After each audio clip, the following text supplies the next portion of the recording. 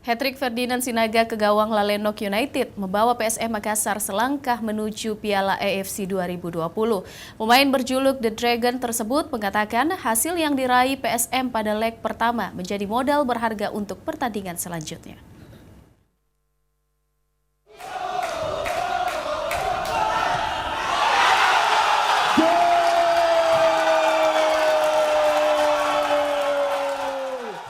PSM Makassar menang meyakinkan saat menghadapi Lalenok United pada leg pertama playoff AFC Cup 2020.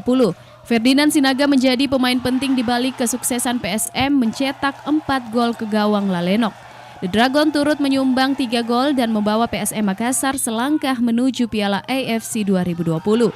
Usai pertandingan, Ferdinand menyampaikan hasil yang diraih tersebut merupakan buah dari kerjasama tim dan seluruh pemain yang ada di lapangan. Kemenangan 1-4 menjadi modal berharga PSM untuk pertandingan selanjutnya. Terima kasih. Ini saya masih ingat kemenangan ini patut kita syukuri dan puji Tuhan, ini bekal untuk kita di pertandingan berikutnya. Terima kasih. PSM Makassar akan kembali bertemu dengan Lalenok United pada 29 Januari mendatang.